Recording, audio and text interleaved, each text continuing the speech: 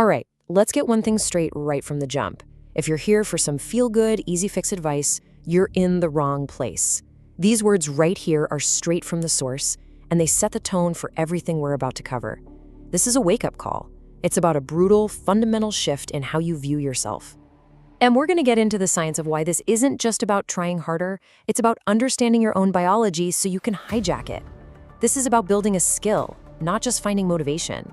Okay, so let's get into it. What we're breaking down today is a system for building an unbreakable mind. It's called the 40% rule, and it's a philosophy for absolutely dismantling the limits you think you have to find out who you really are. And when he says dismantle, we're not being metaphorical. We're talking about literally rewiring the neural circuits in your brain. This isn't about some fleeting feeling of motivation. It's about building discipline on a biological level. So first things first, before we can build anything, we have to tear something down. And that's the big lie. The foundational excuse that we all tell ourselves, that some people are just born for greatness, that it's some genetic lottery we just didn't win.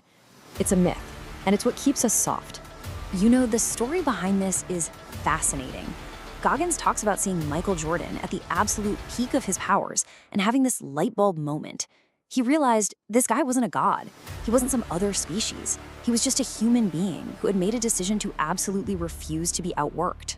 And that realization is everything. See, from a neurological standpoint, there's no such thing as a greatness gene. Sure, there are predispositions, but elite performance is forged. It's created by strengthening specific neural pathways through thousands of hours of deliberate practice. The second you get that, the excuse that someone is just built different completely evaporates. And all that responsibility, it lands right back on you.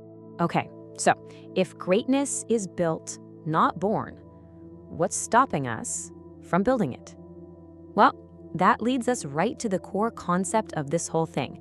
It's this brutal, invisible barrier that we all slam into way before we're actually done. And I want you to really think about this for a second. When it gets tough, I mean really genuinely hard, and that voice in your head is screaming at you to stop, to quit, to just make it easy on yourself, where is that line for you? Is that really your limit, or is it just the point where you've gotten used to giving up? The answer, according to this rule, is 40%. That moment, the one where your mind is screaming that you are spent, that the tank is empty, that you physically cannot go on, you're only at 40% of what you're actually capable of. And you know, that number isn't just pulled out of thin air. It's a really good approximation of the point where your brain's ancient self-preservation system kicks into high gear. It's trying to protect you from what it thinks is a life-threatening level of stress. And this right here is the whole game. Think of it like a governor on an engine. It's a safety feature that your own brain installed to keep you in the comfortable zone, to keep you safe. But that safety feature is also the cage that's keeping you from your real potential. That's the perfect analogy. The entire skill we're talking about is learning how to manually override that governor. And this is where the neuroscience is just incredible. We're essentially talking about building a stronger, more dominant prefrontal cortex that can stare down the primitive panic signals coming from your amygdala. Okay, so let's get into the why. Why does this 40% barrier even exist? This is not just a motivational idea. It's deeply embedded in how our brains are wired. And to beat the enemy, you have to understand it first. Look, your brain has one primary job that's been honed over millions of years. Keep you alive. That's it. It's designed to seek pleasure, avoid pain, and conserve energy at all costs. So, the second you willingly push yourself into a state of discomfort, whether it's an ice bath or just a project you've been avoiding, your brain's alarm system, a little region called the amygdala, just freaks out.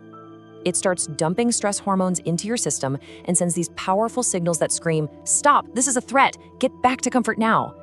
That deeply ingrained survival instinct, that is what you're up against. This slide perfectly shows the war going on in your head. On the left, that's the brain on default mode. You hit a wall, the amygdala lights up, and the quit signals take over. But look at the right. That's what happens when you deliberately and repeatedly expose yourself to voluntary hardship. This is a real biological process called neuroplasticity. Whoa, so you're saying you can actually physically change your brain? Precisely. Every time you push through that discomfort, you are physically strengthening the neural pathways to your prefrontal cortex. That's the CEO of your brain, the part that handles logic and discipline. You're literally building a stronger brain that can override those primitive quit instincts. You don't get rid of the alarm, you just build the capacity to hear it and keep going anyway. Discipline becomes a trainable, biological asset. See, that right there is just It's brutal, but it's so empowering. It proves it's not about waiting for some magical feeling of motivation. It's about building the biological hardware for toughness. So enough of the why. Let's get into the how. This is the practical, no excuses blueprint for building that calloused mind. Okay, this is it, the roadmap. And it starts with brutal, unflinching honesty. Step 1, you face the mirror. You own every single weakness, every excuse, every lie you tell yourself. No more blaming anyone. Then, step 2, you weaponize that list. You pick one thing you absolutely hate doing, something that makes you uncomfortable. And you do it.